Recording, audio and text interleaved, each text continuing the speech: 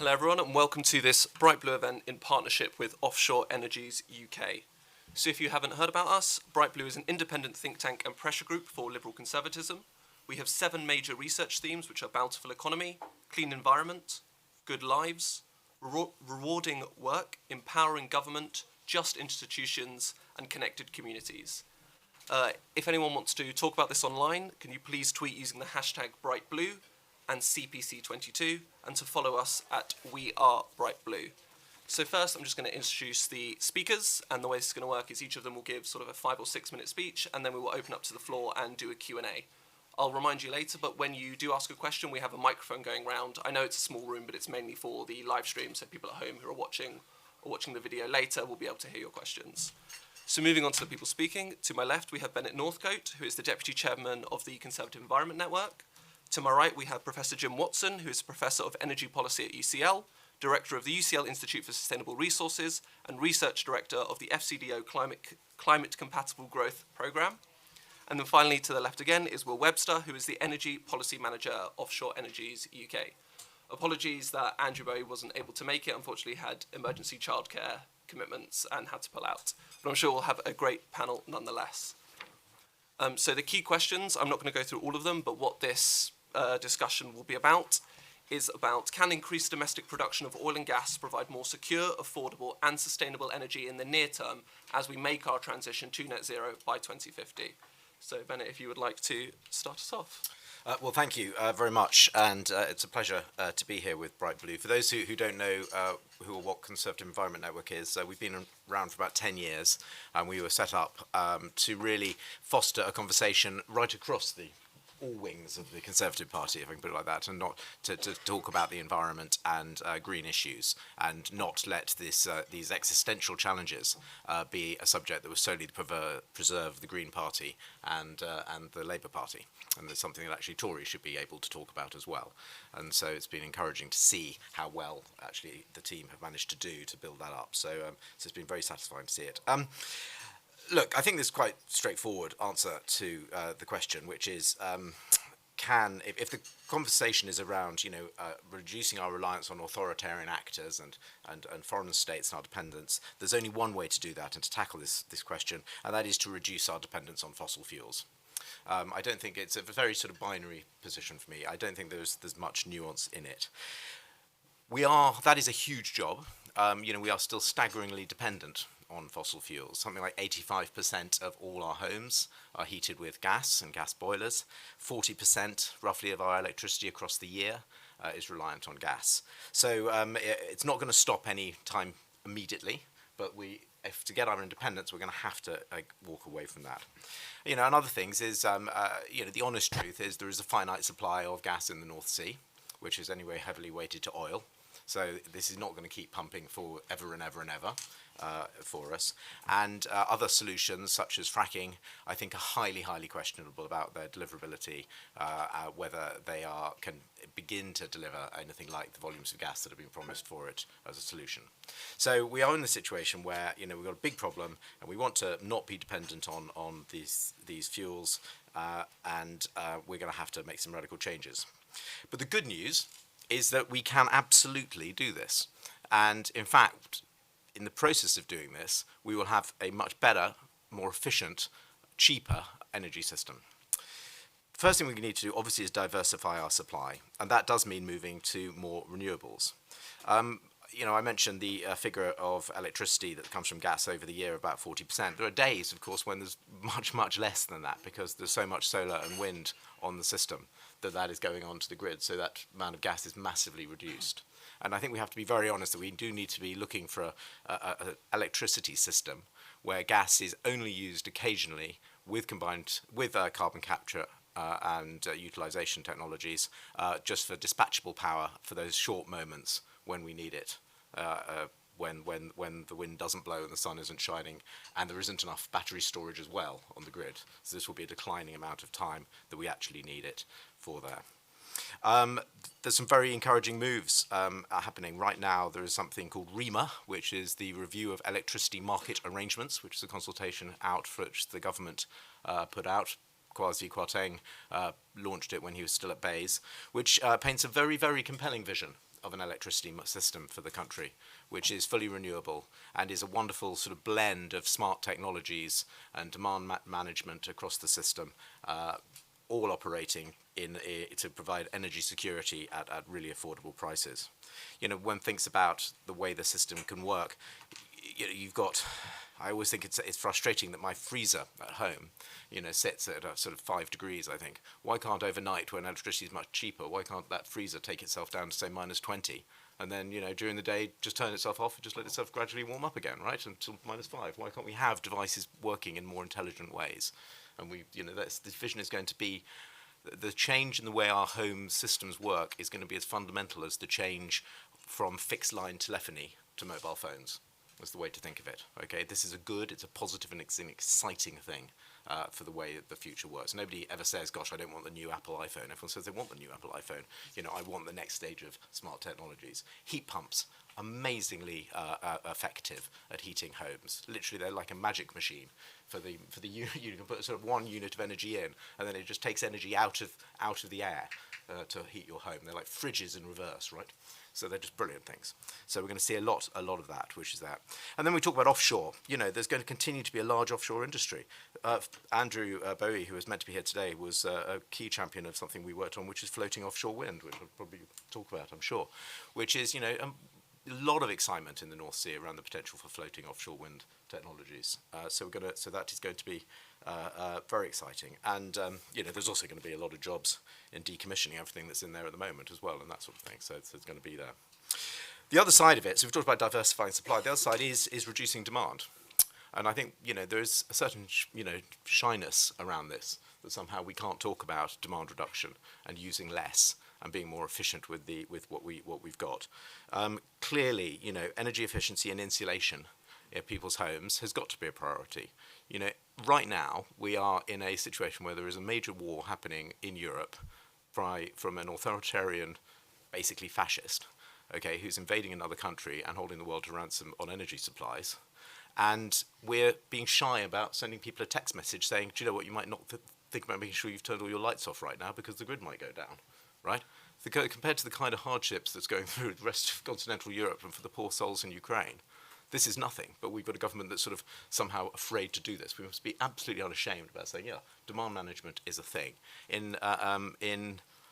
I'm going to say California, but you might correct me and tell me it's Texas. But I think it was California. They've been sending out text messages when the grid has been at peak demand, and amazing response, right? Literally, people go, "Oh yeah, actually, we'll do that," and actually, the peaks of the grid demand have dropped down again. So we mustn't be afraid of some demand reduction, and also energy efficiency and working out. You know, how we insulate the vast stock of our housing, which is incredibly inefficient and leaky. And we can talk maybe more about that if people want to. Where there might be some contention on this panel, people will talk about hydrogen as a solution. There'll be a role for hydrogen in our total energy mix for things, I think, like shipping, possibly, for maybe making some fertilizer, although there are some amazingly interesting technologies that don't involve hydrogen for making fertilizers that are coming along the lines, but it's not going to be heating our homes. It's not going to be in. I don't think it's going to be in transport. There may be a little bit of hydrogen in trucks, but I don't think it's going to be in our cars or heating our homes. And as I said earlier, there will be some gas. Gas will remain, but that's going to have to be with CCS for that moments of the grid where it needs to be dispatchable. And finally, I know I've probably talked too long, so I will shut up. But it's just a quick word about skills. Obviously, there are lots of jobs currently in the offshore industries, and that's, you know, an important part of the nation's economy, especially in Scotland. You know, it could be easy to say, oh dear, we're going to stop all this fossil fuel extraction, and that's the end of it. Well, first of all, there are lots of other jobs, as I've talked about, offshore wind, floating offshore wind, and other technologies. There will still be a bit of gas while it's there. And you know what? There's going to be a lot of jobs in decommissioning it over the years to come. So there will still be a lot of jobs there for a long time. So I don't think that's necessarily something that is a huge barrier. Thank you. Great, thank you.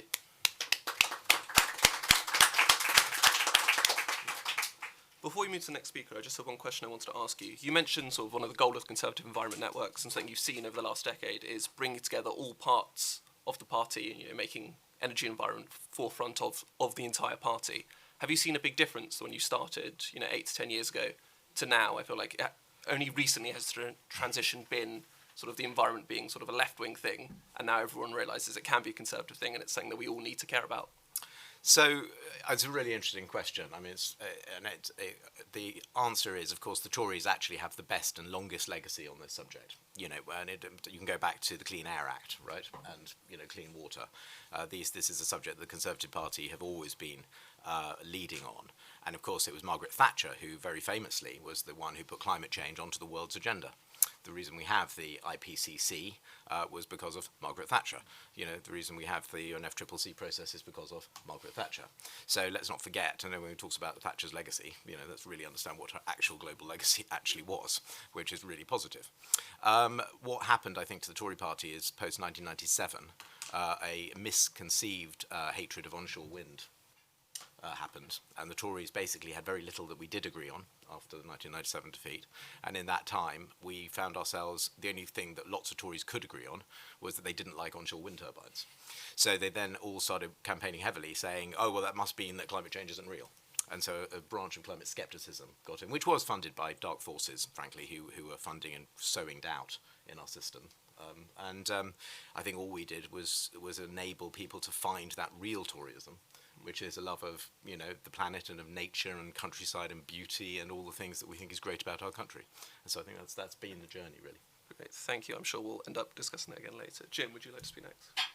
Yeah, thanks very much, and thanks very much for the invitation to speak. So, I think I'm going to complement what Benet talked about. First, about the role of the oil and gas sector, and then second, about moving away from fossil fuels. So very much agreeing with you in terms of where we need to be in the medium to long term. So I think it's important to remember that the North Sea oil and gas industry has been around for a few decades, and it's old by global standards, and it's declining. And nothing the UK government does is going to prevent decline. It might slow it, but the decline is happening. So the amount of production we get in oil and gas has been going down for quite a long time, and that will continue to be the case.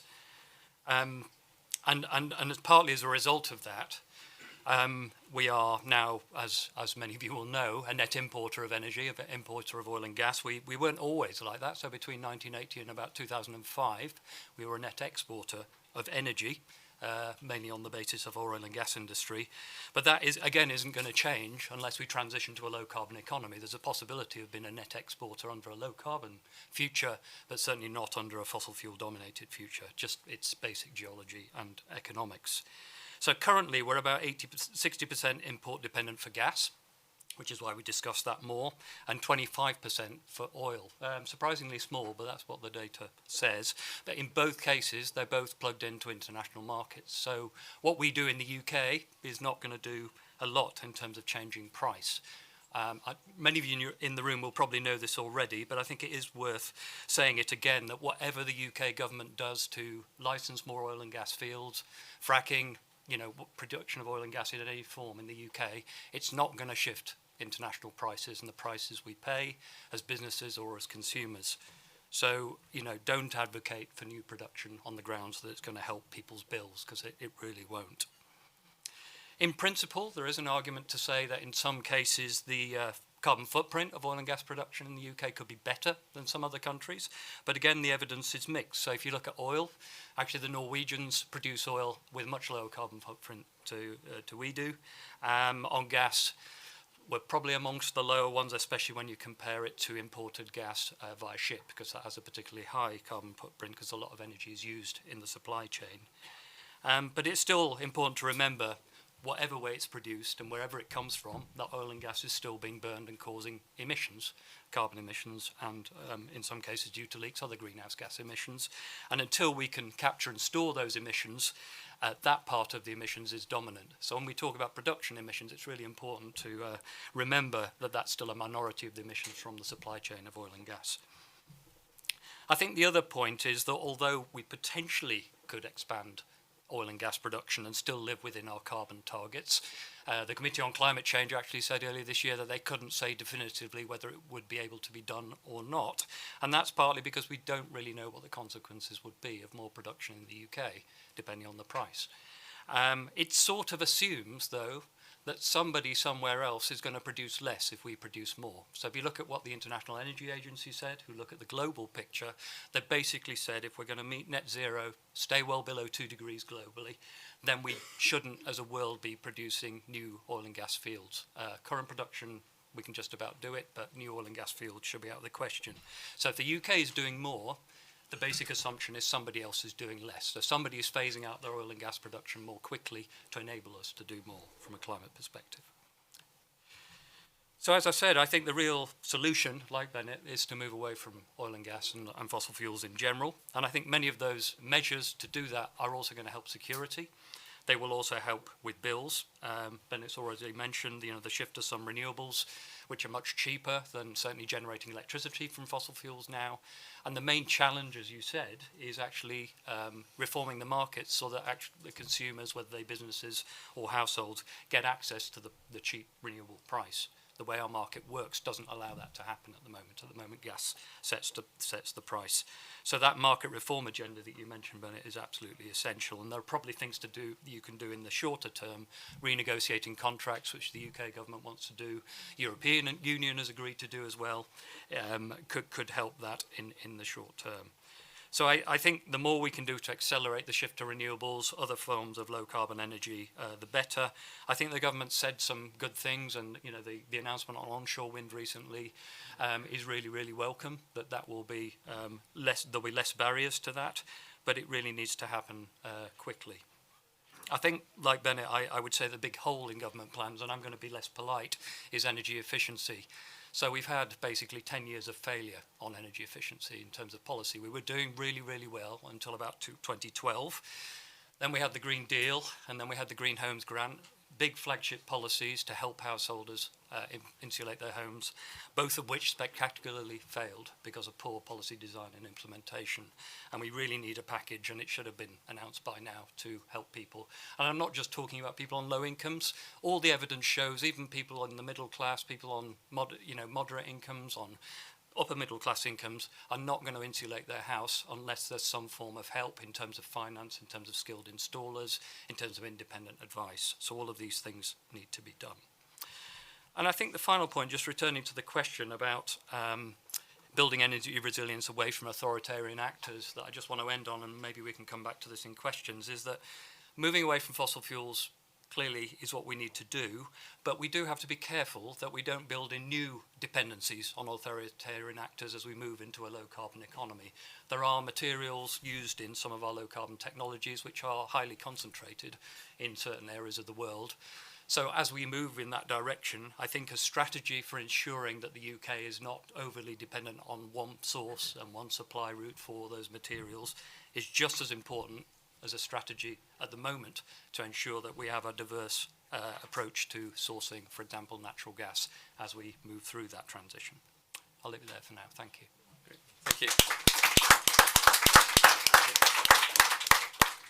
So one question from me just before we move on. You mentioned right at the end there that we don't want a new dependency on other authoritarian actors. We are geographically obviously quite a small country in terms of natural resources, rare earth metals, some of the sort of key things you just have to get from the earth to go into these two new technologies. We are lacking in them. Is the only way that we can reduce our dependency on authoritarian actors then just to strengthen our relationships with the EU, with America, sort of more liberal democracies, rather than relying on other areas of the world which we can't, which are slightly less reliable and less democratic? I think, yes, it is partly that, but it comes down also to Winston Churchill was famous for many things, but one of the things he did in the First World War when he was in charge of the Navy was one of the first people to realise that we needed a diverse source of supplies of oil. He was converting Navy ships from coal to oil, and at the time there was one source and one supply route. And it led him to say that actually we shouldn't be relying on that one source and one supply route. So yes, of course, avoid authoritarian regimes, but also to make sure, even if you have to rely on those regimes, that you have some diversity in supply, so that if something happens analogous to what's happening at the moment with Russia, and they're threatening to cut off gas to Europe, which is well on its way, then you're not so exposed that potentially you would have physical supply disruptions. So I think it's taking that diversity philosophy and making sure that we build it into our plans as we transition to low carbon. Great, thank you. And finally, Will, would you like to finish us off? Yeah, thank you, Josh. So thanks for those two presentations as well. So we're in a world where the classic trilemma is back. So that's in terms of sustainability, reliability and affordability, but it's back in a different form to what it was in 10 years ago. So as the previous speakers have explained, renewables have come down a lot in price, and that's a reality, and I think that will continue to happen to some degree. And gas and oil, particularly imports, less reliable, coming from less reliable sources and are more expensive. So the world has changed, and it's definitely changed for ourselves as Offshore Energies UK and our oil and gas members, both our operator members and our supply chain. So we're trying to get ahead of all of that. I think generally the question of diversity and resilience is still important. I think we'd probably differ a little bit with Benet and others about their role of electricity. I think most people have in their mind a kind of model where electricity is going to be significantly bigger. At the moment, it's only 20% of our total energy supplies, and you can envisage that doubling or even trebling, but there'll still be room for, we think, gas and liquid fuels, things like carbon capture, hydrogen as well, then alongside energy efficiency. So we've got more of a sort of 60-20-20 idea in our heads in terms of the relative shares. I think one thing to say is that we've been a big supporter actually of the net zero objective as the oil and gas industry and Offshore Energies UK, and we really think it would be a massive backward step for any government to go back on that, and companies are now actually planning their strategies around it as well, so that would be bad from all perspectives in terms of stopping and starting. And there's a big macroeconomic question around this as well. So if you look at any of the projections, we've got to get to a world where we are investing 50 billion a year in the energy system, probably for the next 30 years and probably forever, because it will need updating and renewing after that. And we're used to investing about sort of 20 or 25, so we need to double the investment going in the energy sector. When we're talking about our domestic oil and gas production, we actually think it's really important to continue to invest in the sector. We think it's important both from the geopolitical sense of things and that our domestic production is inherently more reliable in terms of security of supply. And we are getting a bit of a benefit also on price from gas. If you look at the difference between the UK's national balancing point and the Dutch price, it's systematically lower at the moment. So we do need a new licensing round. That is not to increase production, though. It's actually to arrest what would otherwise be a very steep decline in the output of oil and gas from the UK continental shelf. So it's actually, as explained, we're in a maturing basin, but we really need to make the most of it in today's world, because we need diversity, we need resilience, and we need to have, something that's not going to leave us dependent on other areas. And I think the final thing to say is, the oil and gas market internationally does work in that way, in the sense if you produce more in one area, it's usually resulting in displacing production in another area. So it's demand that determines the emissions, not how much is supplied. When it comes, this is the reason we put forward the North Sea Transition Deal behind us. I hope it stays up. And what that's all about is really making the most of one of our most successful industries. So it's been there for 50 years. It's provided a huge amount of benefit to the economy, both in terms of GDP, workforce, and of course taxes. And so the North Sea Transition Deal is about leveraging those skills into new areas. So particularly increasingly things like offshore wind. So the big projects like Dogger Bank, Seagreen, etc. are being done by our members. And we've got supply chain companies like Wood and Subsea 7, which are heavily involved in those. And then, of course, also the carbon capture and hydrogen parts, which, okay, we can argue about exactly how big they are, but everybody agrees that they will be a significant part of the net zero system. And they'll be, in some ways the most important part, because they are providing the backup and flexibility. I think the thing to remember about gas is that if you don't have gas-fired electricity generation, you can't have any wind either, because you can't connect it to the system and make the system unstable. So it's actually a really important part of enabling the energy transition to happen. And then just finally on retraining, I think, that's clearly of high importance, and you want it so that people can take the skills that they've got from the offshore sector into the new sectors. But as well as that, it's also about attracting new people into the energy sector. So the energy sector as a whole is going to get bigger in aggregate, and so will the offshore sector. So all in all, there is actually a bright future for businesses, employees, and everybody in terms of this transition. So I think that's something we'd all agree on. Thanks. So before I open it up to questions from the audience, just a question from me. We've all sort of vaguely agreed that oil and gas clearly has a role as we either wind down to full renewables or the 60-20-20 split, as you said, in the future. However, obviously, how do you say that politically? Obviously, the idea of licensing new oil and gas would be fairly unpopular. Is it just a matter of educating the public that, it is necessary, we can't just completely cut it out now, even if we are trying to hit net zero 2050? How would you sort of sell that to the public? Well, I think it comes down to thinking about how we use energy, and I think that's something that's a bit missing from the debate, is that it's a bit treated as something quite abstract, in the sense that people disconnect the way they're using it from the way that it is produced and extracted. And, like with the fridge, that's kind of got to change. And I think there's a bit of a disconnect between the upstream investment, wholesale prices of gas, oil, electricity, etc., and how people use it. Obviously, we're in we're in somewhat of an emergency situation, so that link has actually been broken further, in fact, by the price cap.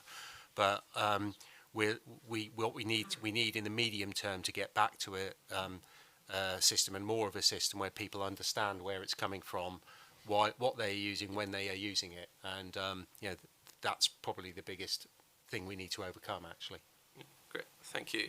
Can I just add one point to that? Sorry if I'm just jumping, but I think what's really important in this debate is, because and you'll never find three energy policy wonks on a panel and get them to agree on everything, right? It's just never happened in my life, and I've been working on this for 20 years. So, but that's what you said about the importance of committing to the net zero agenda, right? What mustn't be allowed to happen are these interesting policy debates and gaps and differences, which are interesting and all worthy of debate, and that way allow that to be used by people to say, therefore the net zero agenda isn't going to work, right? And I think politically, too often, that's what the trap that environmentalists will fall into, because that then allows the Telegraph to write a leader article saying the cost of net zero, or Steve Baker and his ridiculous net zero watch group, right, who are just mad, and they just, they've got to be, we've got to be completely clear that actually this is an absolute paramount agenda for Britain's place in the world. So now I'm going to open it up to questions from the audience. There should be a microphone making the way round. Just before you ask your question, could you please say your name and where you're from as well? And yes, just this gentleman here at the front in the white. Thank you. Hi, Richard Ambler. I'm on the planning committee in Cornwall. Okay, and I have a couple of questions. One about the oil and gas industry. You consider that you're in the oil and gas industry, or are you in the energy industry? Yeah. Because the technological expertise to get oil out of the North Sea was quite impressive. And we talked about us being a small country, okay, and lacking in resources. One resource we have in spades is tidal, and I don't hear enough about that. So we're talking about the wind doesn't blow and the sun doesn't shine, but the tide always flows. And there is an opportunity there. And the other one, a couple of weeks ago, I went round a geothermal plant in Cornwall. Okay. We got some hot rocks there. And the problem they have isn't the cost and the distribution of the energy, it's planning. Because you've got NIMBYs in an area. This site was about 10 times the size of this room. It's tiny, okay? But there's all sorts of reasons it gets stopped, okay? And I'm on the development of a £175 million project in Truro. Okay, they have enough heat coming out of the ground to actually, beyond this development, they'll be able to share it. So there are other opportunities, geothermal, tidal, and why can't you guys develop the technology to get energy out of the sea? Yeah. Do you want to take the first question about the oil and gas? Yeah, I mean, we are definitely in the energy business. That's why we changed our name, actually. And if you look at the big investors in offshore wind, as well as, the Total, Equinor, which are oil and gas companies, if you look at the first wave, they are all old coal-fired power generators, Vattenfall, etc., RWE, who are now all in the wind business, and that is just the way all big energy companies will be going globally as well. So, you know, that. Now, if you're coming on to tidal and geothermal, I think, yeah, I mean, there's a lot of geothermal energy also in depleted oil and gas fields. So, you know, that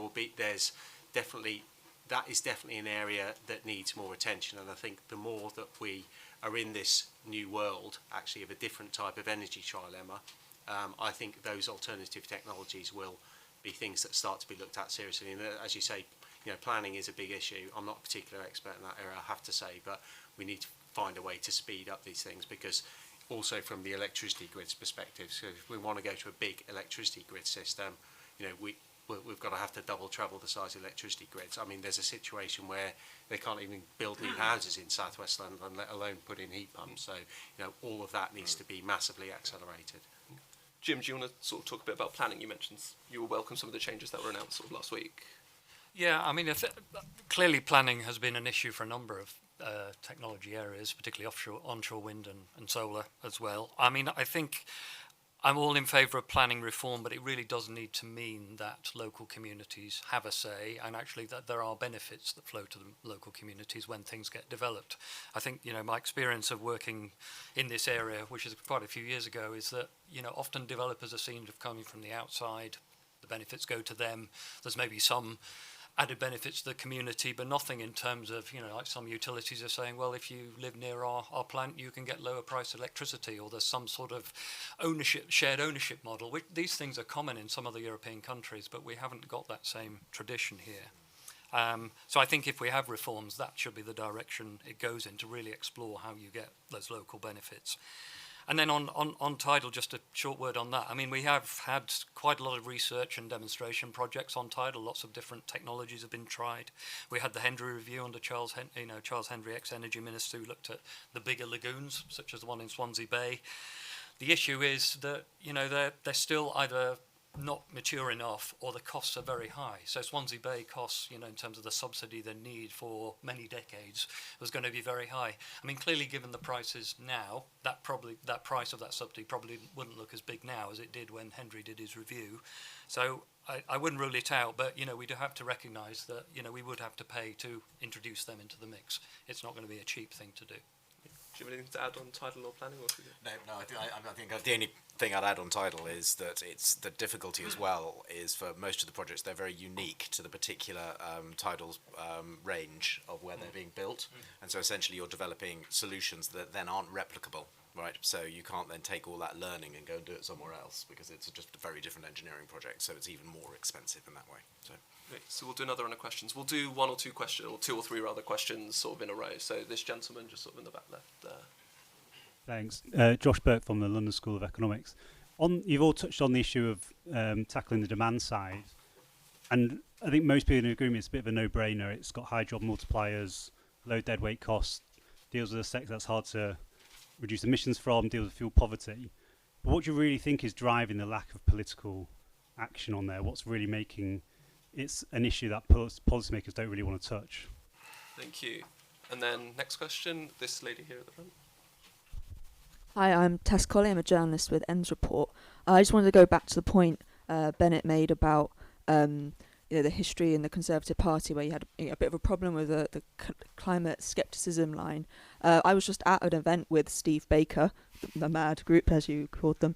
But there was a mad group, and it was an absolutely packed room, and people couldn't get in. There was an applause when the idea of scrapping the net zero target came round. Does the Tory party still actually have a problem despite all the work Sen's done? Is there still a problem in the Tory party? Okay, and then we'll do one more question. Just this gentleman here next to. Hello, Arjen Geving, Energy Intensive Users Group. Apologies, but I'm going to ask a question about REMA. How does the panel see the design of an electricity wholesale market where gas-fired power stations do not set the price? Okay. Will, do you want to take that last question first? Yeah, okay. I'll quickly on a couple of those. Yeah. So I think the REMA is a really important consultation, as Benet says. I think one of the things we should avoid doing is sort of rushing that process on the back of what's happening right now in energy markets. We need a market design that's going to last 10, 20 years, not one that's just going to react to the situation. it's important for going back to what users see, consumers see. If gas is the last thing being dispatched, they have to see that price at the margin. Now, it didn't used, so that doesn't necessarily mean to say it has to set the price for all electricity. And if we're using alternative technologies that have a lower cost, that should not be that sets the price for everything. So that's one of the questions I think REMA's got to deal with.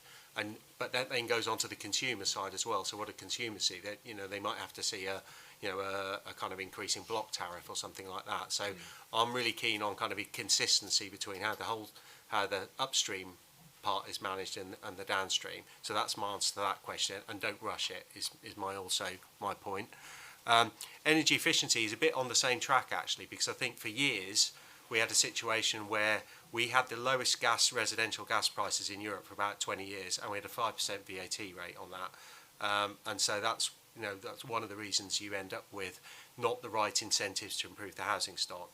So I think it worked for what that doesn't kind of quite add up, because you're telling consumers on one hand, gas is cheap, great. On the other hand, you're sort of trying to get them to do energy efficiency. So the current situation is bad, but it's a really good time to push energy efficiency, and you might not have to devote that much money to it. It might be a good thing for nudge economics, let's say, of just pointing people in the right direction.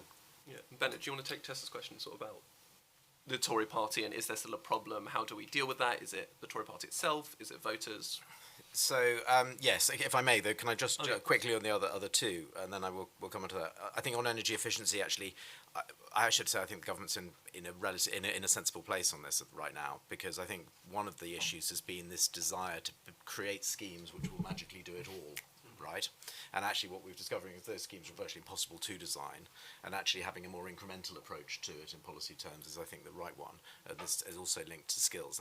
So one of the issues is Treasury don't believe these schemes work, so won't they give the money to it, and so that's one of the tensions. So actually I think having a slightly calmer approach with arguably a little less money, but look at what the skill and the supply chain is for those implementation, I think is a key reason for it. And on REMA, I mean, it's a very technical area for it. I'm actually got a really open mind right now about whether splitting the market is the right thing to do or not. There's bits of me that thinks, wouldn't it be great to split? Basically what this means is that you have one charge for your renewable electricity and a separate charge for the electricity used that would come from gas, and they would have essentially two prices on your bill, very simply. I'm not convinced, actually. There's a bit of me, and I've been working with the clients, so I must declare an interest on this, but that maybe actually that would reduce liquidity in the market and therefore reduce investment. So I've just got a bit of a nervousness about that. So I think the consultation is good, and we need to keep talking about it. Look, to your point about, is there a problem with it in the Conservative? But no, there isn't a problem with it in the Conservative Party.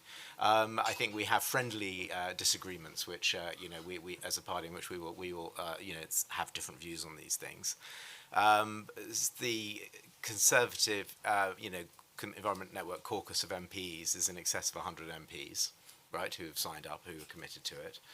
It's in the manifesto. The Prime Minister has committed to it. The Chancellor is a very, very strong advocate of net zero transitions. The current new Business Secretary has reaffirmed commitment to it. So, I think you can judge the reaction to a very charismatic person like Steve Baker in a room because he's a very charismatic guy. But I wouldn't judge either. Conservative voters are many more numerous than those of us who are really quite strange and decide to come along to Tory party conferences, right? I mean, I congratulate this room on our diversity, right? But there's a lot more voters out there, right, who vote Tory, and they're overwhelmingly in favour of net zero. So, look, I think we have a debate. I'm sure there are elements who are wrong on this subject, and they're egged on by, frankly, ill-informed editorials in certain newspapers which are just factually inaccurate, and I don't know how it manages to get through any editorial processes in various of these newspapers, but they do. But actually the evidence in the policy terms is that actually the Tory party is absolutely on the right direction. And then vitally important, you actually look at what the Tory party's actually done over the last 10 years in this area, right? The reason we've got changes to our electricity system is because of the amount of renewables that have got on the system, which has all happened under Conservative governments. So actually, our track record is very good too. So that, I think, is my answer. And then, Jim, do you have anything else to say on sort of reducing demand or the political will, or anything to do with sort of splitting the electricity costs as well?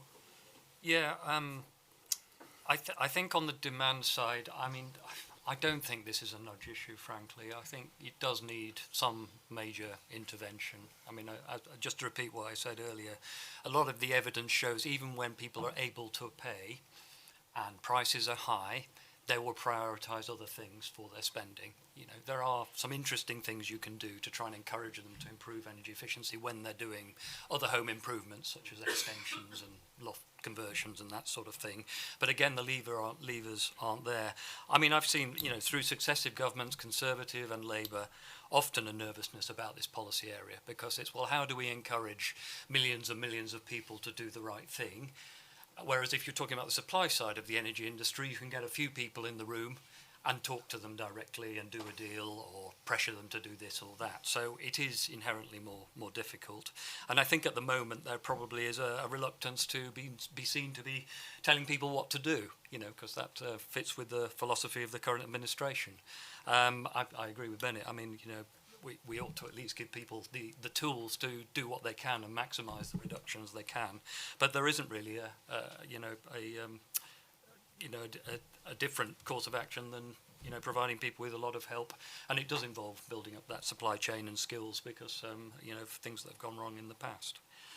On the splitting markets, I think I do agree with you, Will, on this. I don't think we should rush it. I think probably Bayes and the civil service team doing it are under a lot of pressure, and so you know, my fear is that it will be rushed and they will, you know, come to a reform conclusion that in the end isn't perhaps the right one. I mean, you can never be 100% right, can you? But I think there is probably you know, pressure to change, and that's why I think it's really important to separate what you can do in the short term in terms of renegotiating contracts, for example, for some of the older renewables and nuclear, which are making lots and lots of money, which will have a more immediate effect, and these longer term reforms, like last time, it probably take 3 to 5 years to actually plan and implement.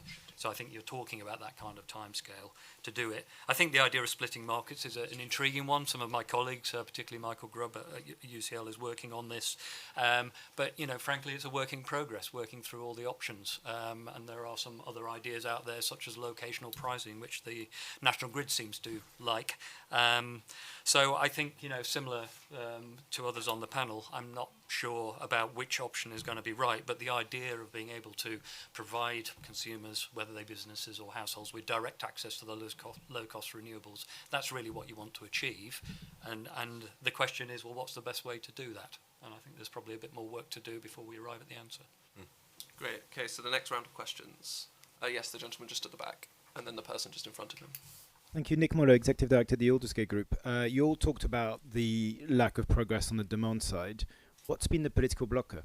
I mean, for the last 20 years, we've had the benefits of greater energy efficiency, both financial and energy security terms and emissions terms, very well documented. We know the policy levers that we need around energy efficiency standards, around fiscal incentives, around empowering local authorities and so on. You know, what's the blocker? Why can't we get a sort of stable long-term policy on energy efficiency? Great. And then the gentleman just in front. Hi, Nick King from the Energy Research Accelerator. We're a partnership of universities. So my question is, what can be done to improve the environment, to encourage more businesses, particularly small businesses, to work with universities in order to develop new technologies and innovations? Great. Thank you. Benet. No worries. Making sure it didn't smash. Benet, do you want to take the first question again about sort of the political blocker? And just to add on to that, are there any international examples where demand has been reduced through either a government scheme or charity that have been successful, or is it treading new ground? So I don't feel qualified to answer the second one of your questions. Actually, Jim might have more better knowledge on that. I can't believe there aren't countries, and I'm about to say it's one of the Nordics, right? You're going to say Sweden, aren't you? Because you're going to get there. And so I'm sure there are. Look, the barriers. I think, Nick. I mean, I think I'll refer to the answer I gave some moments ago. Look, I think the problem is that the country does try to design big bang schemes for it all. And that by trying, whether that's the Green New Deal and Oliver Letwin thinking, oh, it's just like a mobile phone, it'll be fine. It's not. It is more complicated than that. Is the problem? And actually, we need to, in a way, actually think through we need to think through what that sort of delegations looks like in terms of empowering local councils. Do you go street by street? Do you say actually, okay, this is your street this day, and we're coming in, we're sending in a team of sort of makeover people, and everybody's house is going to get new windows. That sort of approach. And I think we sort of don't have the debate in those terms, and that's almost it is a failure of at one level of political leadership. But it wouldn't be the only area where we haven't quite managed to get that balance between the national and the local, I think. Jim, do you want to tell us why Sweden is so great again? Well, I can say a couple of words. I mean, yeah, a number of other countries have done better than we have. Sweden being one, Germany being another.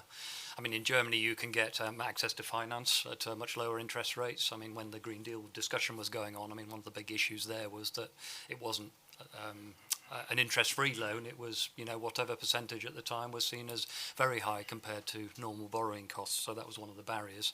Whereas in Germany, you can get that, those loans cheaper. But also the supply chain is geared up for it, because for a long, long time, buildings have been built to higher standards. And so you've got that supply chain that, Benet was mentioning. Whereas here, there are some really great companies around which can manage, a good building upgrade for you. But, trying to find one is really, really hard. And that was one of the big issues with the Green Homes Grant, is that the grant was there, but people who wanted to access it just couldn't even get firms to quote, never mind firms to actually do the measures. So, I sort of agree with what you've said, Benet, that actually it is going to take time to build up that supply chain to a level where lots of people can then have high quality energy efficiency. But it's those kind of things. And I'd also connect it to standards for new build as well, where, many other countries, the standards are there. And here, we've had we used to have a commitment to, zero carbon homes and so on. That was abolished, and it was really just a very silly thing to do, because in the long term, we're now going to have to retrofit a lot of the homes that are being built now, because they're not being built to the high standards that they could be. And so the people who buy them might get them, I don't know, a few % cheaper, but in the long run, they're going to be paying a hell of a lot more to retrofit them, to pay for higher fuel bills than they should do. So I think that's something government, it would be a very, very easy thing for government to do, and popular with everybody except for the big four house builders probably. But that would be something they could do tomorrow, is reinstate that. And then, Will, do you want to take Nick's second question about sort of SMEs working with universities and how we... I think I'll just give a bit of an anecdote on this one. We had someone present at one of our events recently, our legal conference from Aberdeen University, and they were, it was quite an interesting presentation about just how the curriculum was being changed in terms of what students want from the university courses that are on offer, the sort of research they're doing. And it does go a bit back to let's breaking down the silos between different parts of the energy business. So, I think in the past they had a branch of the university that was kind of more oil and gas focused than others in other areas. And I think just getting away from, the different silos of energy into something that is a bit more joined up in terms of energy solutions. And I think the whole industry's got to do that, and academia as well. And so you won't be a specialist in one particular area. You've got to be able to think about how it affects the whole market. And we're having to do that, actually. We do upstream stuff and don't really think about insulation that much day to day, but we are having to, because everything is connected. So that's what I would suggest without being too close to it. Sure. Next round of questions. Yes, so the first one just here at the front, and then the lady next to him. Thank you. So, James Glass, member from Morecambe Linsdale. I'd like to try and bring the conversation back to more of the strategic discussion, as opposed as we've sort of gone into the domestic side. If we'd have been having this conversation in July 2020, it would have been very different, because people were being paid to take oil. Oil price was negative. Right? I use that as an example because this is a supply and demand question. When we're talking about the cost of energy, this is a supply and demand question. Back then we had a broken market because people were being told not to do stuff on a legal basis. Now I would argue we don't have a broken market. The market's doing exactly what it's supposed to do. Benet, you said we were being held to ransom by Vladimir Putin. And at the same time, Professor Watson said that there would be no shift in cost if we provided more production offshore. And I couldn't disagree more. That you cannot be held to ransom if you have a diversity of supply. And we have had a hostile environment to offshore oil and gas production, right? But we haven't reduced our demand. So that supply and demand question, we're only focusing on one side of it, and that's been talked about a few times. I suppose more of an assertion is that not only have we not reduced demand and not reduced our carbon emissions by having that hostile environment to offshore oil and gas production and a diverse supply, we've actually sown the seeds and set the environment in which we can be held to ransom.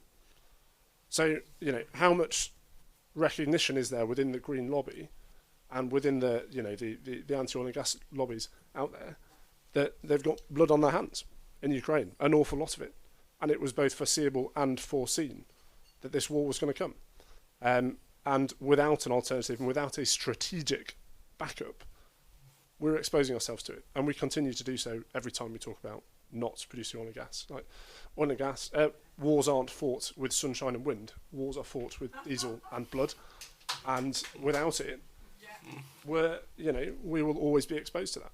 We have armoured warfare on the European continent one more time, and it shouldn't have happened. So thank you. If you want to just pass it across, and then we'll answer those questions. Hello, my name is Linda Paling. I'm chairman of Malden Conservative Association, which is just down the road from Bradwell Power Station. Can I ask where nuclear will fit in? We've just seemed to have lost the funding because it was coming from China for the replacement for Bradwell. So I will ask you where nuclear fits in with your plans. Thank you. Great. Jim, do you want to take the first question from James about sort of, reducing our reliance on authoritarian actors, and could we have foreseen this, and how do we let ourselves get in this position? Yeah, I can. I mean, I've not got a particular insight into the Green Lobby because I'm not part of it. But so maybe Benny might want to speak to that more than I can. I'm not sure we're disagreeing that much, to be honest. I mean, the UK, we have 5% or less Russian gas. But whether it's 5% or whether we've gone up to 30 or down to 0. Yeah, exactly. Well, that's the point exactly I was going to say, so I'm agreeing with you. Is that no matter what percentage of Russian gas or Qatari gas or Norwegian gas we have, we trade on international markets. So the price we pay is internationally determined. And that's why I was saying that whatever we do to produce more oil and gas in the UK, of whatever form, because we're a small producer in those global markets, we're not going to have a significant impact on prices. That is just a fact. I mean, we may not like it, but that is just the way things are. That's the way that supply and demand works. Having said that, I mean, I think there are other things we could have done differently in hindsight. So, for example, like other countries in Europe, we could have either preserved and perhaps expanded the amount of gas storage we have. So the amount that, say, Germany has and many other European countries is much, much higher compared to their demand. And at the moment, those storage sites are about 90% full, and I think the IEA said this today in a new publication that it'll probably take them through till February. There's still risk beyond February, but it's helped them to insulate themselves if Russia does cut off the supply entirely. So there are things we could have done of that kind, as well as influencing the demand side and investment in energy efficiency. But I'm not sure what more we might have done on supply, apart from perhaps, keep monitoring the diversity. But as I said, the amount of gas we get from Russia is very, very small. And unless we want to isolate ourselves entirely from that international market, which doesn't seem like a good idea, since we can only meet about half our own demand for gas. So, correct me if I'm wrong, but that's my response. I level that at, I level this, I suppose, accusation at the British oil and gas or the energy sector. If I was sat in front of a panel from the German energy sector, they'd be getting a lot more of it. But our political environment, until fairly recently, influenced the European political environment, and the Germans should look back on their energy policy with absolute shame. But we can't rely on other people, and we need to maintain investment in those strategic supplies. So, I mean, I think we are in agreement. I mean, and I think actually the role of military leadership in pointing out the threats of catastrophic climate change to the stability of the world is tremendously important. And I think, it's really, if you ever want to cheer yourself up, there's a podcast series called Doomsday Watch, which basically is a whole series of they look around the world at all the various issues that are affecting global stability. And you've got Saudi and their problems with oil, and the problems there. You've got China and the fact they're running out of water because of climate change. You've got all this this geopolitical uncertainty being driven. So the imperative of addressing this issue is a military and a geopolitical strategic concern. So thank you for raising that. I mean, I think I mean, as an environmentalist, I don't think we're a green blob, but as an environmentalist, I mean, I would argue that, you know, we should have been doing what I was lobbying for when I was at Greenpeace in 2006, which is to do more renewables faster to get ourselves off all fossil fuels. So I do agree with that. Yeah. So again, it's an independent strategic supply. so the answer to this is to get off fossil fuels as fast as possible, to have as much of our own domestic production of electricity, and to work out how to do that as quickly and as effectively as possible. And it is a shame that it has taken as long as it has to get to where we are, because a lot of the technologies, you know, solar panels basically are the same, right? You know, efficiency's gone up a bit in them, but they're essentially still doing the same job that they were doing when BP were making them in America, you know, 20 years ago. So. Before we move on to Will, do you have anything just to answer the role of nuclear that Linda asked and where you see that fitting in? So, look, nuclear is very, very... so, personally, I'm quite a nuclear skeptic. But for lots of reasons. Firstly, massively expensive, right, over a very long period of time. Tens of thousands of years expensive, right? You know, that we'll be managing the waste for millennia. A true story, I was in a meeting with a nuclear decommissioning agency once, and we were talking about long-term waste storage, and their plan for, because this stuff will be lethal for longer than any civilization has ever existed in our society, right? So there's no guarantee that future civilizations, when they go and dig this stuff up, will be able to read any words that we've left with it, right? It's that long left, it's that fatal.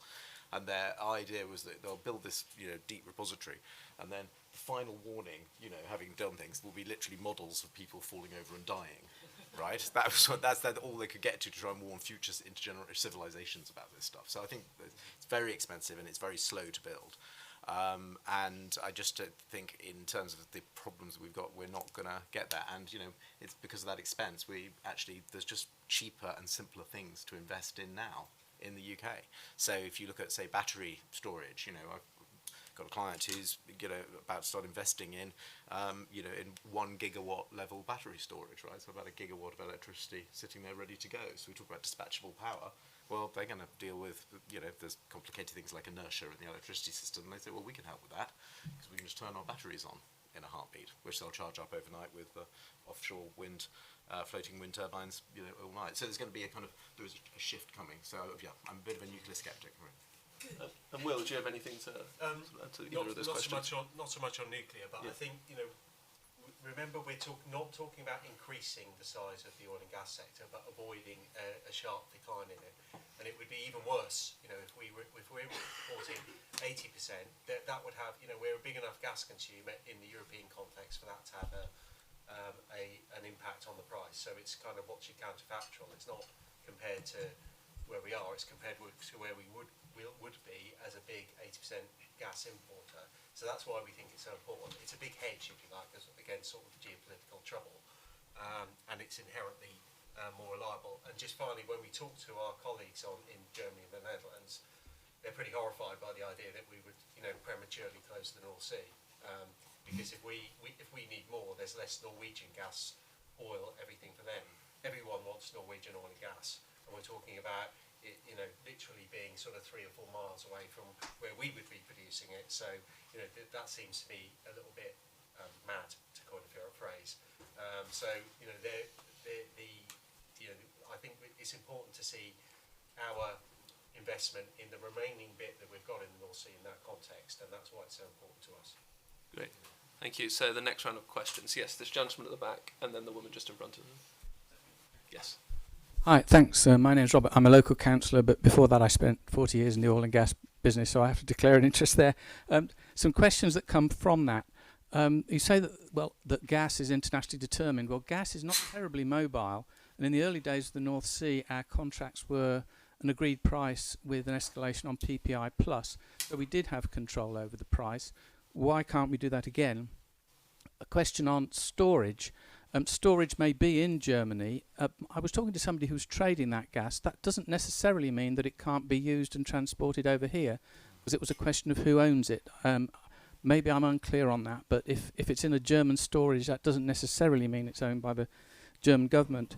I'd also like to challenge the the argument that basically says domestic oil and gas is bad because it'll, if we produce more, somebody else will have to produce less. There are fields being discovered offshore South America, large fields. There are lots of opportunities and partially discovered or appraised fields in West Africa. Those are relatively poor countries who are going to develop them.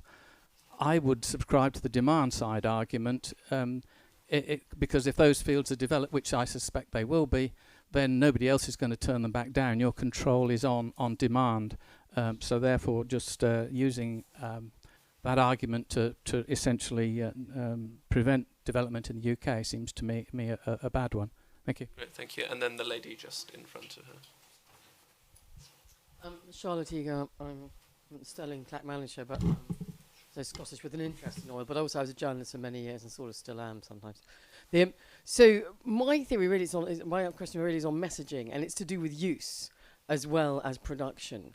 Given everybody's obsession with climate change, quite understandably, the problems of too much fossil fuel, and the fact that the prices are going through sky high domestically in the short term, why don't we just tell people to use less oil and gas? It's really simple. Put more clothes on.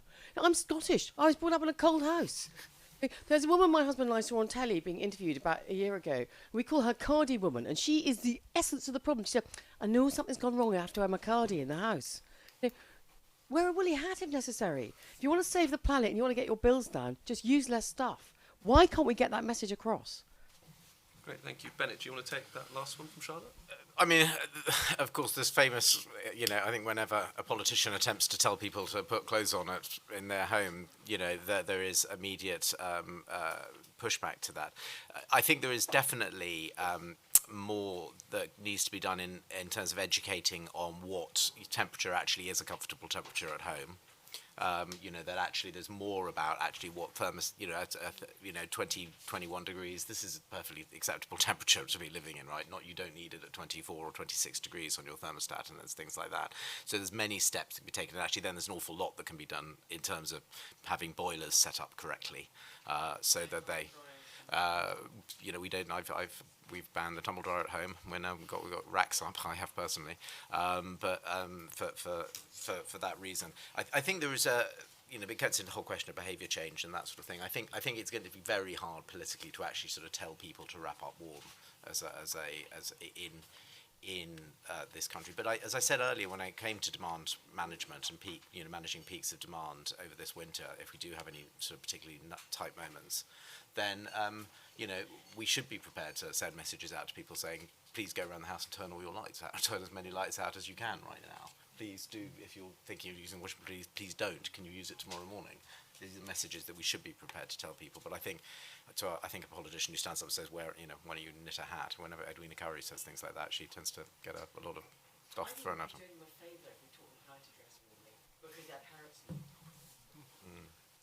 And then Will, do you want to answer Robert's question about sort of gas storage and sort of licensing in the North Sea compared to Norway and where that Well, I think I'd just agree with you on the messaging. If we've got if we have our domestic sources of oil and gas, we can we're taking responsibility actually for what we are using, a lot more than saying we're going to bring it in from the US or South America where we don't know how it's going to be produced. And we'll start talking about methane emissions, but ours are pretty low, right, compared to most other places in the world. So there's definitely a message there. Storage is quite interesting. I mean, I actually used to work in the European Commission on the internal gas market. So the whole rules around that are set up so that yes, you're quite right. If gas is in storage on the continent, it's probably owned by somebody who might be quite happy to sell it in the UK and probably would, if and there are you've got access to the grid. You've got the assurance of moving it around the continent to meet demand, or look at where the price differentials are. That all works in normal circumstances, and it was a great piece of work, if I may say. I think we're not in that kind of situation now. We're in there may be physical shortages in some countries, and there are actually a set of rules about what you're allowed to do as a member state of the EU in terms of which parts of demand you serve first, when you're allowed to sort of restrict interconnectors, etc. We may be testing that in the next couple of winters, let's say. We won't, but it's in the trade agreement as well. So I think there are going to be some interesting conversations. But hopefully, if the IEA are right and Germany's put plenty in storage, we might be okay. So, but I think we'll have to see how that one goes. That's going to be a current issue this winter. Yeah. And then Jim, do you have anything to add to those questions? Yeah, I tend to agree. I mean, in principle, yes, you can have storage in other countries and trade across borders, even with the UK being outside the EU now. It's just whether those agreements, as you said, are going to actually still be valid and operational in extreme circumstances, which we might have this winter. If many EU member states are really facing shortages and so on, are those kind of normal commercial arrangements going to survive, especially with a country who's not a member of the EU anymore? So I think that's the question I would ask about that. You also mentioned that the different way in which prices were set historically when the oil and gas industry was developed, particularly the gas industry. I mean, I guess the thing to remember is that they were developed at a time when our gas and electricity industries were nationalised. We didn't have a private industry with competitive markets to some extent at the very least, and so the way in which prices and contracts work was very different, and the amount of global integration of gas markets was actually very low at that time. So that international market we all talk about actually is really accelerated in the last 10 years or so. So I suppose the thing is you've just got to deal with reality where you are, and it will take a long time if you want to go back to some sort of world where you can have contracts and prices which apply in the UK. Might seem attractive now, but what happens when next time prices are low and we find ourselves locked into prices which are too high because that's what our contract says? So I think it's just a case of being careful with that sort of thing.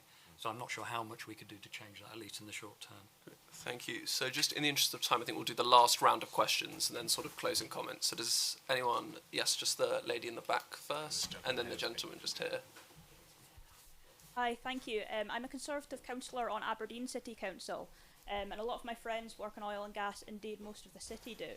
But there's a lot of anxiety from people in my age group about their long-term futures with careers in that industry, especially given, regrettably, we have an SNP Green-led Scottish Government now, and so there's just a lot of anxiety around that. One thing we do look at with hope, but also a mixture of intense jealousy, is Teesside's Freeport. And the amazing wind turbine factory and the blue hydrogen project that they have there, because obviously expanding into renewables is a big thing we want to do, and with the expertise that we have in Aberdeen, it would be a great benefit as well to do that. And so I'm just wondering, would you support Freeport in Aberdeen? Do you have any influence over that area? And what would you say to anyone younger in the industry with where you think the future's going for them? Thank you. And then just the gentleman who had his hand up over here. Was it just the gentleman here? Oh, Yes, sorry, next to Max. Yeah, can you hear me? Yes. Yes, okay. It's Peter Morecambe, Guildford. I used to work in the oil and gas industry. First thing I'd like to say is that nobody's mentioned baseload, reliable baseload.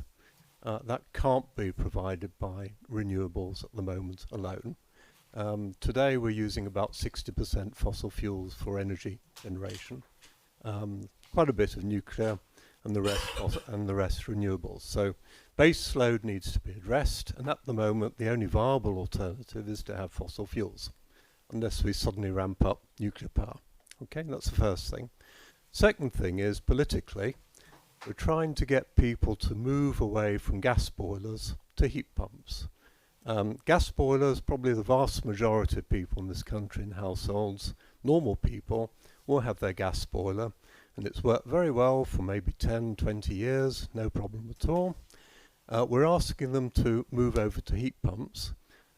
Many houses in this country are not actually suitable for heat pumps because they haven't got the insulation, they haven't got the underfloor heating that you need for heat pumps because you need big areas for the heat pumps to work. They may not have a big garden, so an air source heat pump in the depths of winter won't be very effective. You can have ground source heat pumps, but that involves a huge labyrinth of pipes underneath the ground in the garden, which for most families would be totally impractical and uneconomical, wouldn't be able to afford it. So what are we going to do about all that? Because how are we going to transition people from gas-fired boilers, which work very well, to heat pumps, which need a lot of investment to get them working properly in a normal household. So that's what I'd like to say. Thank you. Jim, do you want to answer those questions as well as your sort of closing comments and any final thoughts or reflections? Yeah, I can do that. I think first the question on base load. I'm not going to make myself very popular with you, but I do think it's a 20th century concept, and we're in the 21st now. And I say that as a former electrical engineer.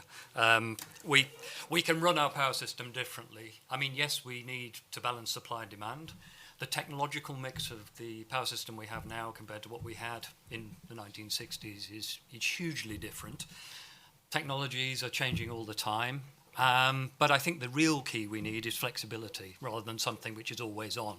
Something that's always on is actually a pain for grid companies. Reliable, absolutely, but wind is reliable with forecasting techniques and so on. You can forecast now 48 hours ahead. But the point I always say to people when they ask, you have other sources there. You have biomass. You can have hydrogen to do your peaking. You can have solar. You might want to do some tidal. You have batteries. Storage. Or battery storage. It's coming online. You've been missed. Yes. So I think this is what I think. The point is, electricity systems are systems. Talking about individual technologies and what they can and can't do is actually, for me, really misleading. It's what mix you have in there. We've always had a mix. And if you say, well, the wind's not going to blow, well, of course we wouldn't run our system on 100% wind. That'd be mad. And the same thing with solar. You wouldn't do that either. But if you have a diverse mix of things that can balance supply and demand over time, with flexibility which comes from storage, flexible generation, not things that are always on like baseload, more interconnection to our neighbours, which we are accelerating despite Brexit. The amount of interconnection to our neighbours has gone up. Those are the sorts of things we need. So yes, we need to design our system differently, but sort of harking back to an era where we had these always-on power generation options, I don't think is the answer for the 21st century, and that's why I said that. I think the only other thing I'd sort of address is the question about skills and conversion from oil and gas. I mean, I think we really do need to learn from the last major transition which had jobs consequences that we went through in the 1980s and 1990s, which is the transition away from coal.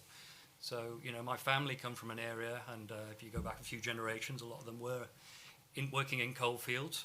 And some of those areas have never really recovered from that. And we don't want to repeat that sort of mistake. So I think some planning, some reskilling, some retraining, thinking about investment in those areas of the kind you mentioned. I don't know whether free ports is the right mechanism. I'm a bit sceptical, but actually, if we're going to have this transition, that is a really important part of it, is to think about how you grow new jobs and skills and industries at the same time, so that you're not stranding certain areas of the country, as the rest of the country moves forward into a better, hopefully lower cost and lower emissions future. And I'll probably round off there. Thank you. Benet, would you like to speak next? I would agree with that. I'm just on Teesside. Obviously, Teesside is an example of somewhere that it was allowed to go wrong. And so that's why it's now getting a lot of the investment. So, the steelworks shut and a lot of there's been a lot of problems in that area and a lot of deprivation over a long time. And I'd agree it's very important that, and I would certainly agree. It's been a source of frustration for me for the last 12 years that Conservative Prime Ministers haven't spent more time in Scotland talking about Scotland's issues. I think it's one of the reasons why we don't do so well up there. I remember vainly trying to advise Steve Hilton back in the day, say, well, we should get Dave up there every single week. Every week he should be in Scotland, like once a week, without fail. He should be giving a speech or doing something in Scotland. And no, it's just this focus on England all the time, which is, I think, to the long-term detriment of our party, which is a shame. I think my final comment, just to yours, is I refer you back to, how ridiculous would it have been in 2003 if there'd been a big campaign to save our landline telephone, right? How that would have been completely mad, right? If you would have had a big campaign, everyone going to say, no, we don't want mobile phones. These are terrible things. We must stop the mobile phone, maybe a bit earlier, right? We must keep the landline. The landline is the only thing that should be used. We're moving our entire energy and electricity system is innovating at the rate of, I don't know what. The amount of change that is coming in terms of data, in terms of the use of artificial intelligence to understand people's behaviors and all of these things, the kind of work that Google are doing and Tesla. This is phenomenal what's happening in this sector, and we have to understand that our energy policy has to be fit for that world. And so often the debate is stuck in this sort of, oh, it must just stay the way it was because that works right now, and it does work right now for sure. I've got a gas boiler; it works fine, right? I'm not, but to sit there and say therefore we can't be talking about how we're going to get ourselves to a bright future, I think is wrong. And I think the bright future actually would be if we can make electricity costs per kilowatt the same, and a kilowatt hour the same as gas. For sure. If we can do that, then actually it's a no-brainer to actually throw out your gas boiler and put in electric heaters in your house because it will do the same. Exactly. That's You're right. Modern gas boilers might be 95% efficient if they're the modern condensing ones, but electric radiators are 100% efficient from a heat point of view. Output point of view. And most gas boilers aren't set up properly as well, so they're not that efficient. Very cheap. If we can do that, then yes, we've done it, because people will then migrate their boilers to electric. Yeah. The heat pump, I don't think, is a very viable thing for most people, but a controllable electric radiator in each room with individual thermostats, and you decide which rooms to heat and whatever, that is viable if electricity costs are the same as gas. Any other final comments then, just in the interest of time? We're going to have to move on to Will. We could debate this at length. I mean, I think there's quite a lot of evidence on the efficacy of heat pumps, however. I think you'd be surprised that there is a narrative problem with it. I'll happily discuss it with you after. Yes, we have the room for 15 minutes after. Thing will be to have done some demonstrations. So select a few normal houses. They've done that. I'll talk to you after. Yeah, we have the room for 15 minutes after, but just so, in the sake of everyone else, Will, do you have any final comments? Just a final comment. So briefly, baseload is, I think it's still a concept in a way, but we're recreating it in the aggregate, as they say, and it won't be just one technology providing baseload, it'll be a combination of technologies that are providing baseload, which I think is effectively the same answer. I think in terms of, these technology debates, I find them really sterile, actually, in that, this heat pump is better than hydrogen, is better than something else, is better than batteries. It's like, technology will change, actually, over time. So by 2040, there'll be things we haven't even thought of, and and costs will be different, etc. So I think what the next 10 years has got to be about is getting them all up to a good level, getting them all going up the S-curve, and then there will be, I think what is best in what circumstance discussion that people want to have right now, we should be actually having in 10 years or so time, when those choices will have to be made about what are you going to do in terms of your vehicle, your house, etc., and which decarbonised technology you're going to go for. And it will actually be very case specific, is my expectation. So the idea that you can say, oh yeah, all those sorts of houses are unsuitable, or those are suitable, it will come all actually down to individual circumstances and preference, and that's something that people also need to keep in mind, when they're trying to get the public on board with all of this. Great, thank you. So that brings us to the end of our events. I'd like to thank Offshore Energies UK for partnering with Bright Blue for this Fringe event. Thank you to all the panellists for attending and speaking. And as I mentioned, we have this room for about 15, 20 more minutes, so if anyone wants to mingle or speak to the panellists again, that's obviously all fine. If anyone wants to sign up to become a member of Bright Blue, you can speak to Max, who's just in a white shirt here. We're doing a discount, so you can join for £10 only if you do it during conference. And I'd just also like to mention that Bright Blue has a number of different Fringe events still going on the rest of today and tomorrow, about 20 more. So pick up one of our Fringe guides, which should be in the tote bags that are on your seat.